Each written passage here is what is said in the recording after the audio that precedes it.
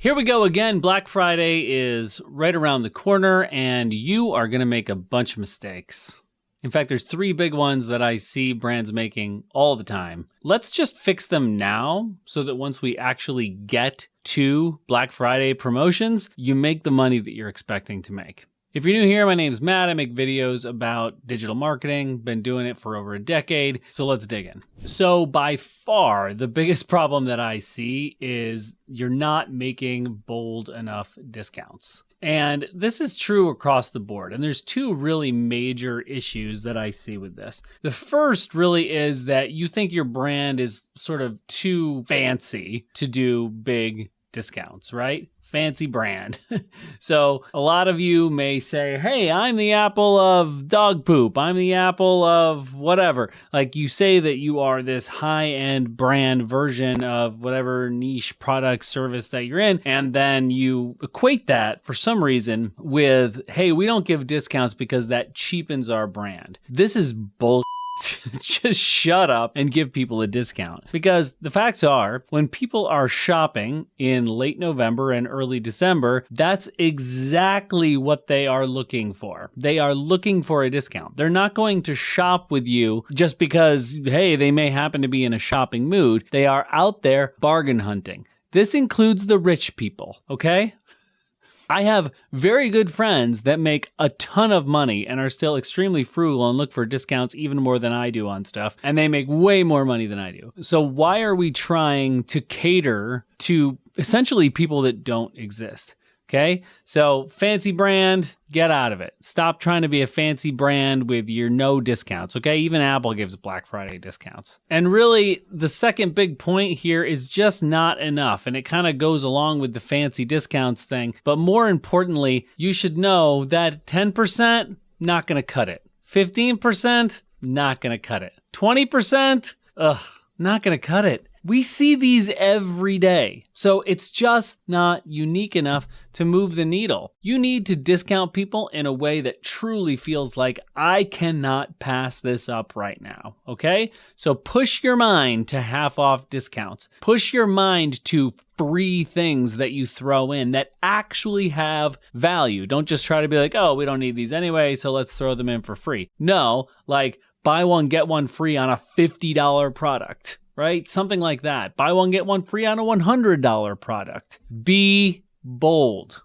Not being bold is a huge problem. This is really the biggest issue that I see with Black Friday and brands that don't make it, is they don't make bold enough discounts because they're scared. And nobody ever won in business by being scared. Number 2, you are not emailing enough. And I'm going to include SMS on this. This is a really big one. I mean, if you are not emailing and text messaging enough, you are leaving a ton of money on the table. And once again, it comes down to the same thing as number 1 here. You have all sorts of preconceived notions about what people's psychological state is when they are receiving your offer. So because you don't like to get a lot of emails, you don't like to send a lot of emails. Because you don't like to get text messages, you don't want to send text messages. But this is fundamentally flawed because it's not actually based in data. Inboxes are absolutely flooded. That doesn't mean, oh man, they're flooded, they're never going to see me, I might as well not email and go somewhere else. No, that is not the right approach.